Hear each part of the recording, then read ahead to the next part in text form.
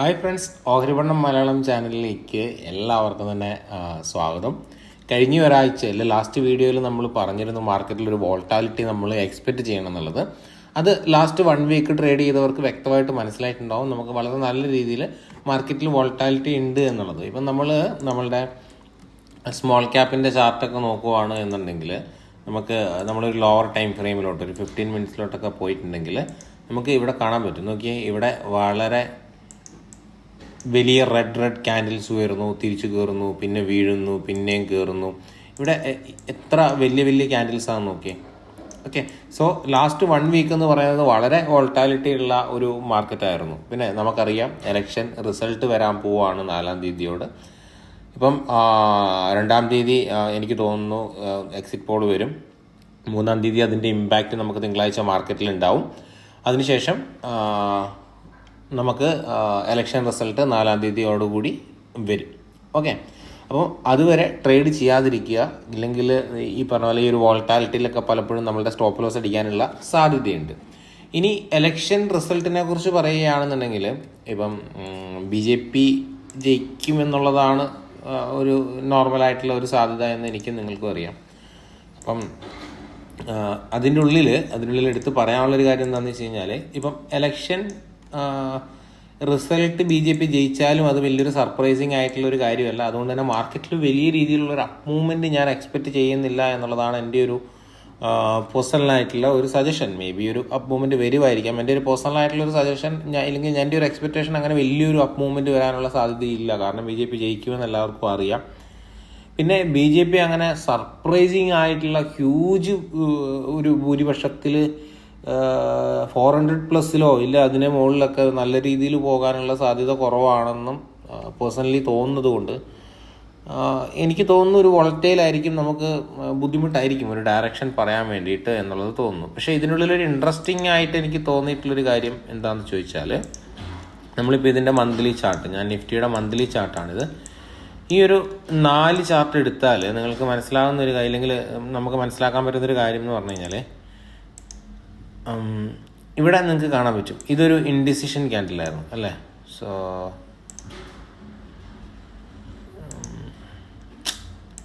Okay, ശരി, 1 second, sorry.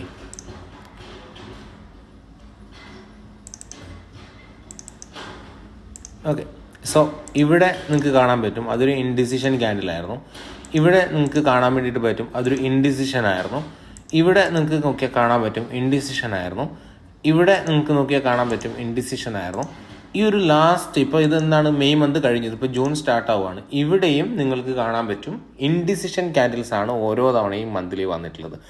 So indecision candle ഇത്രയും form ചെയ്തത് കൊണ്ട് തന്നെ എനിക്ക് തോന്നുന്നു ഈ ഒരു മന്ത് ഒരു ഡയറക്ഷണൽ മാർക്കറ്റ് ആയിരിക്കും. കഴിഞ്ഞ 2, 4, 5 മാസം നമ്മൾ നിഫ്റ്റിയിൽ എടുത്ത് നോക്കിക്കഴിഞ്ഞ് കഴിഞ്ഞാൽ കാര്യമായിട്ടുള്ള ഒരു മൂവ്മെൻറ്റ്സ് സംഭവിച്ചിട്ടില്ല. മാത്രമല്ല ഈ ഒരു ക്ലോസിങ്ങിൽ നിന്ന് ഞാൻ ഈ ഒരു ക്ലോസിങ്ങിലോട്ട് നിഫ്റ്റിയിൽ നോക്കുകയാണെന്നുണ്ടെങ്കിൽ ജസ്റ്റ് 3%, 4% മൂവ് മാത്രമാണ് കഴിഞ്ഞ ഒരു 5 മാസത്തിൽ നടന്നിട്ടുള്ളത്. നമ്മളത് ഓൾറെഡി പലതവണ ചാനലിൽ ഡിസ്കസ് ചെയ്ത സമയത്ത് നമ്മൾ പറഞ്ഞിട്ടുണ്ടായിരുന്നു, മാർക്കറ്റ് ഓവറോൾ സൈഡ് വൈസ് ആണ്. ജസ്റ്റ് ഹൈ ക്രിയേറ്റ് ചെയ്താലും വലിയ രീതിയിലോട്ട് മുകളിലോട്ട് പോകില്ല എന്നുള്ളത്. സോ അപ്പോൾ ഞാൻ പറഞ്ഞു വരുന്നത്, കഴിഞ്ഞ ഒരു 5 മാസം സൈഡ് വൈസിൽ ഉണ്ടായിരുന്ന നിഫ്റ്റി ഈ ഒരു മാസം ജൂണിൽ ഡയറക്ഷൻ ആകാനുള്ള സാധ്യത വളരെ കൂടുതലായിട്ടാണ് എനിക്ക് പേഴ്സണലി തോന്നിയിട്ടുള്ളത്. അതുകൊണ്ട് തന്നെ ആ ഡയറക്ഷൻ എങ്ങോട്ടാണ് എന്നുള്ള കാര്യത്തിലാണ് ഒരു ഡൗട്ടുള്ളത്. ആ ഡയറക്ഷൻ എങ്ങോട്ടാണെന്നുള്ളത്. അപ്സൈഡ് ആണെങ്കിൽ ഓക്കെ, നമുക്ക് ഇതിനുള്ളൊരു റെഫറൻസ് പോയിന്റ് എന്നെ സംബന്ധിച്ചിടത്തോളം ഞാൻ ഈ ഒരു ഹൈ ആണ് സെറ്റ് ചെയ്യുന്നത്, മന്ത്ലി ഹൈ സെറ്റ് ചെയ്യുന്നു. ഈ ഒരു മന്ത്ലി ഹൈക്ക് മുകളിലോട്ട് മാർക്കറ്റ് മൂവ് ചെയ്യുകയാണ് എന്നുണ്ടെങ്കിൽ, മന്ത്ലി ഹൈക്ക് മുകളിലോട്ട് മാർക്കറ്റ് മൂവ് ചെയ്യുകയാണെന്നുണ്ടെങ്കിൽ ഒരു അപ്സൈഡ് പൊട്ടൻഷ്യൽ, അത് നമുക്ക് റിസൾട്ട് വരുമ്പോൾ തന്നെ നമുക്ക് മനസ്സിലാവും. ബട്ട് ഇവിടെയാണ് ഈ ഒരു ലോ ആണ് ബ്രേക്ക് ചെയ്യുന്നതെന്നുണ്ടെങ്കിൽ, നിങ്ങൾ ഈ ഒരു ഓരോ മന്ത്ലി ക്യാൻഡിലും എടുത്ത് നോക്കിക്കഴിഞ്ഞാൽ നിങ്ങൾക്കൊരു കാര്യം മനസ്സിലാവും. ഈ ഒരു ക്യാൻഡിലിൻ്റെ ലോ, ഈ ഒരു ലോ പഴയ ലോയെ ബ്രേക്ക് ചെയ്തിട്ടില്ല. ഈ ഒരു ലോ പഴയ ലോയെ ബ്രേക്ക് ചെയ്തിട്ടില്ല. ഈ ഒരു ക്യാൻഡിലിൻ്റെ ലോ ബ്രേക്ക് ചെയ്തിട്ടില്ല. ഈ ഒരു ക്യാൻഡിലിൻ്റെ ലോ ബ്രേക്ക് ചെയ്തിട്ടില്ല. ഈ ഒരു ലോ ഈ ഒരു ക്യാൻഡലിൻ്റെ ലോ ബ്രേക്ക് ചെയ്തിട്ടില്ല. സോ ഒരു മാസം പോലും പഴയ ഇല്ലെങ്കിൽ കഴിഞ്ഞ മാസത്തെ ക്യാൻഡലിൻ്റെ ലോ നിഫ്റ്റി ഇൻഡെക്സിൽ ബ്രേക്ക് ഡൗൺ വന്നിട്ടില്ല, ഇല്ലെങ്കിൽ ലോ ബ്രേക്ക് ചെയ്തിട്ടില്ല. അതിൻ്റെ അർത്ഥം അവിടെ സ്ട്രെങ്ത് ആണ് കാണിക്കുന്നത് അല്ലേ. കഴിഞ്ഞ 5 മാസമായിട്ട് മാർക്കറ്റിലുള്ള ഒരു ബുള്ളിഷ്നെസ്സിനെയാണ് കാണിക്കുന്നത്. ബട്ട് അത് ബ്രേക്ക് ചെയ്യുന്നൊരു സിനാരിയോ വരികയാണെങ്കിൽ, അതായത് 21,700 ലെവൽ ബ്രേക്ക് ചെയ്യുന്നൊരു സിനാരിയോ വരികയാണ് എന്നുണ്ടെങ്കിൽ എനിക്ക് തോന്നുന്നു ഏകദേശം മിനിമം ഒരു 600 പോയിൻറ്റ് 21,700 ഏകദേശം ഒരു 21,000 ഒരു ഫസ്റ്റ് സെൽ ഓഫ് വരാനുള്ള സാധ്യതയുണ്ട്. 21,000 ഫസ്റ്റ് സെൽ ഓഫ് വരും. ഈ ഒരു ലോ ബ്രേക്ക് ചെയ്ത് കഴിഞ്ഞാൽ നെക്സ്റ്റ് ടാർഗറ്റ് 21,000 ആയിരിക്കും. അത് ബ്രേക്ക് ചെയ്ത് കഴിഞ്ഞ് കഴിഞ്ഞാൽ പിന്നെ ഈ മാർക്ക് ചെയ്തിട്ടുള്ള 20,000 ആയിരിക്കും. 21 ബ്രേക്ക് ചെയ്ത് കഴിഞ്ഞാൽ 20,000 വരും. പിന്നെ കൂടുതൽ താഴോട്ട് നമുക്ക് എക്സ്പെക്റ്റ് ചെയ്യാൻ വേണ്ടിയിട്ട് പറ്റും. പക്ഷേ അത്രത്തോളം ഒന്നും എക്സ്പെക്റ്റ് ചെയ്യുന്നില്ല എന്നുണ്ടെങ്കിലും ഓവറോൾ ഇത് ബ്രേക്ക് ചെയ്ത് കഴിഞ്ഞ് കഴിഞ്ഞാൽ ഞാൻ ഈ പറഞ്ഞ 21,000 വളരെ ഇമ്മീഡിയറ്റ് ആയിട്ട് വരാനും അവിടെ നിന്ന് വീണ്ടും ഫർദർ സെൽ ഓഫ് വരാനുള്ള സാധ്യതയുണ്ട്. ഇതാണ് നിഫ്റ്റീൻ്റെ കാര്യത്തിൽ പറയാനുള്ളത്. ഇപ്പം നിഫ്റ്റി ബാങ്കിൻ്റെ കാര്യത്തിൽ പോയാലും മാറ്റിയൊന്നുമില്ല, ഓൾമോസ്റ്റ് സിമിലർ ആയിട്ടുള്ള പ്രൈസ് സ്ട്രക്ചറാണ്. സോ ഇവിടെ ഒരു ട്രെൻഡ് ലൈൻ സപ്പോർട്ട് എടുത്തുകൊണ്ട് മാർക്കറ്റ് കുറേ നാളായിട്ട് കയറി പോകുന്നു. അപ്പം അല്ലെങ്കിൽ എന്താണ് ഇവിടെ ഈ ഒരു ഡബിൾ ടോപ്പ് പോലെ ഒരേപോലെ ഹൈ ക്രിയേറ്റ് ചെയ്ത് ഈ ഒരു 50,000 എന്ന് പറയുന്ന റെസിസ്റ്റൻസ് ബ്രേക്ക് ചെയ്തുകൊണ്ട് മുകളിലോട്ട് പുതിയ ഹൈ ക്രിയേറ്റ് ചെയ്ത് നിഫ്റ്റി ബാങ്ക് കയറിപ്പോവും. നിഫ്റ്റി 23,000 ബ്രേക്ക് ചെയ്ത് മുകളിലോട്ട് കയറിപ്പോവും. പക്ഷേ ഇതിൻ്റെ മന്ത്ലി ചാർട്ടിലോട്ട് വരുമ്പം പിന്നെ നമുക്ക് സ്ട്രെങ്ത് കാണാൻ വേണ്ടിയിട്ട് പറ്റും അല്ലേ. കുറച്ചെങ്കിലും കയറാൻ വേണ്ടി ശ്രമിച്ചിട്ടുണ്ട് ഓരോ തവണയും. പക്ഷേ നിഫ്റ്റിയിലോട്ട് വരുമ്പം അത്രത്തോളം സ്ട്രെങ്ത് ഇല്ല. മാത്രമല്ല ഇവിടെ ഇൻസൈഡ് ക്യാൻഡിലാണ് ഫോം ചെയ്തിട്ടുള്ളത്. സോ എനിവേ ഞാൻ പറഞ്ഞു വരുന്നതിൻ്റെ ചുരുക്കം, നിങ്ങൾ ലാസ്റ്റ് മന്ത് ക്യാൻഡലിൻ്റെ ലോയോ ഹൈയോ റെഫറൻസ് വെച്ചിട്ട് നിങ്ങൾക്ക് ഡയറക്ഷൻ ശ്രമിക്കാം. ലാസ്റ്റ് മന്തിൻ്റെ ലോ പ്രൊട്ടക്റ്റഡ് ആകുന്നുണ്ടെന്നുണ്ടെങ്കിൽ നിങ്ങൾക്ക്, അതായത് ഇലക്ഷൻ റിസൾട്ട് കഴിഞ്ഞിട്ടും ലോ ബ്രേക്ക് ആയെങ്കിൽ പിന്നെ അതൊരു ഡിപ്പാണെന്ന് വിചാരിച്ച് അതിനുള്ളിൽ എൻ്റർ ചെയ്യേണ്ട എന്നുള്ളതാണ് എൻ്റെ ഒരു സജഷൻ. ഇനി സ്മോൾ ക്യാപ്പിലോട്ട് പോകുമ്പോഴും വ്യത്യാസമില്ല, സ്മോൾ ക്യാപ്പ് ബുള്ളിഷാണ്. പിന്നെ ഇതിലൊന്നും നിങ്ങൾക്ക് അറിയാമല്ലോ, റിസൾട്ട് വന്നു കഴിഞ്ഞ് കഴിഞ്ഞാൽ പിന്നെ ഇതിലൊന്നും വലിയ ഇതില്ല. മാർക്കറ്റ് നല്ല രീതിയിൽ ചിലപ്പം പൊളിയും. മാർക്കറ്റ് നമ്മൾ വിചാരിച്ച പോലെ അല്ല മൂവ്മെൻറ്റ് എന്നുണ്ടെങ്കിൽ പിന്നെ ഏകദേശം ഒരു കഴിഞ്ഞ 5 മാസമായിട്ട് ഇതും ഒരു സൈഡ് വേസിലാണ്. ഓക്കെ, കഴിഞ്ഞ 5 മാസമായിട്ട് ഈ ഒരു ഇൻഡെക്സും സൈഡ് വേസിലാണ്. സോ ലാസ്റ്റ് 5 മന്ത്സ് മാർക്കറ്റിൽ കാര്യമായിട്ടുള്ള ഒരു മൂവ്മെൻറ്റ്സ് നടന്നിട്ടില്ല എന്ന് നമുക്ക് പറയാൻ വേണ്ടിയിട്ട് പറ്റും. അതിപ്പോൾ സ്മോൾ ക്യാപ്പിലാണെങ്കിലും മിഡ് ക്യാപ്പിലാണെന്നുണ്ടെങ്കിലും ഇപ്പം നിഫ്റ്റിയിലാണെന്നുണ്ടെങ്കിലും നിങ്ങൾ കണ്ടു കഴിഞ്ഞ 5 മാസമായിട്ട് മാർക്കറ്റിൽ കാര്യമായിട്ടുള്ള ഡയറക്ഷൻസ് ഒന്നും വന്നിട്ടില്ല. സോ എനിക്ക് മനസ്സിലാകുന്നത് ഈ ഒരു ജൂൺ മാസം ഡയറക്ഷണൽ മാർക്കറ്റായിരിക്കും. ജൂൺ മാസം ഡയറക്ഷണൽ മാർക്കറ്റ് ആവും. ഓക്കെ, അതാണ് ടെക്നിക്കലി എനിക്ക് ഫീൽ ചെയ്യുന്നൊരു കാര്യം. ഈ മാസം ഡയറക്ഷണലാകാൻ പോവാണ്. അപ്പോൾ ഇനിയുള്ള ചോദ്യം എന്ന് പറയുന്നത് ഇത് അപ്പ് സൈഡ് പോവോ ഡൗൺ സൈഡ് പോവോ എന്നുള്ളതാണ്. 2 രീതിയിലുള്ള നമ്മളുടെ ചോദ്യം. ഇത് അപ്പ് സൈഡിലോട്ടാണോ ഈ ഡയറക്ഷൻ അതോ ഡൗൺ സൈഡിലോട്ടാണോ ഡയറക്ഷൻ എന്നുള്ളത്. അപ്പം ഈ അപ്സൈഡ് എന്ന് പറയുമ്പം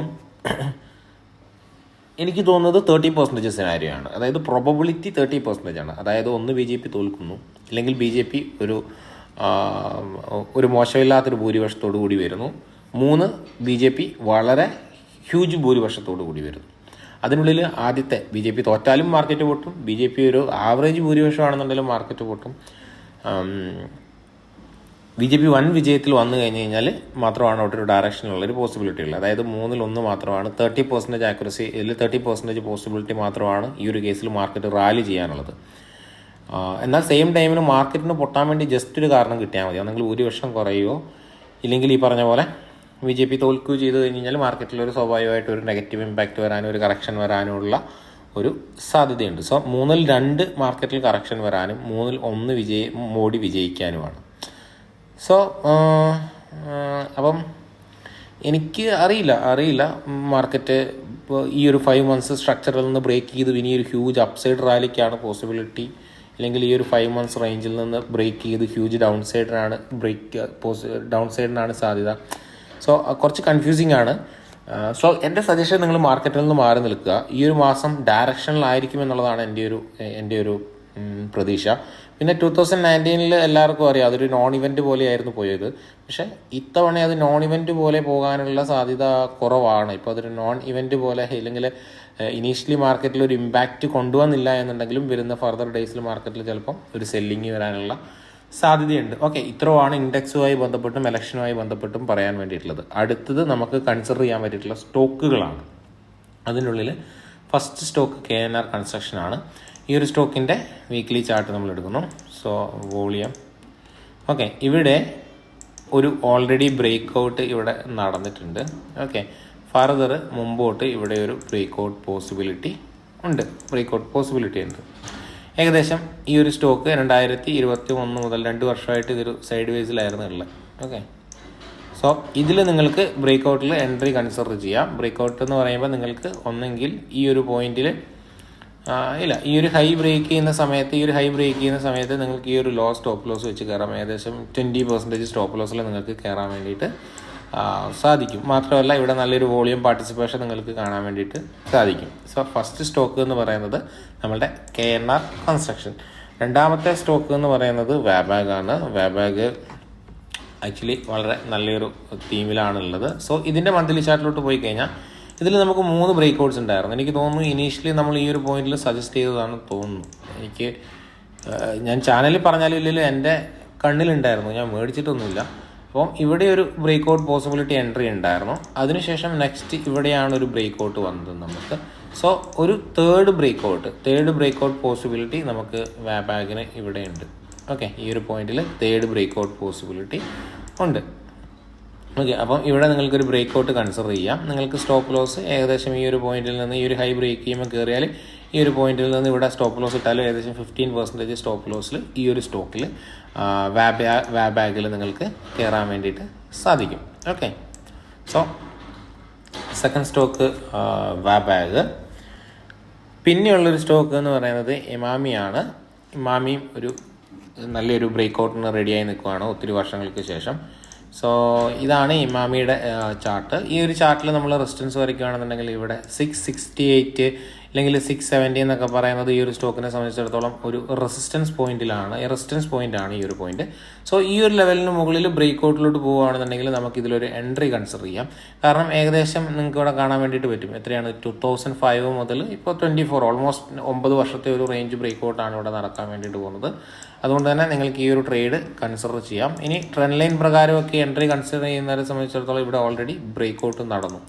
ട്രെൻഡ് ലൈൻ പ്രകാരം എൻട്രി കൺസിഡർ ചെയ്യുന്നവരെ സംബന്ധിച്ചിടത്തോളം ഇവിടെ ഓൺലൈൻ ബ്രേക്ക് ഔട്ട് നടന്നു.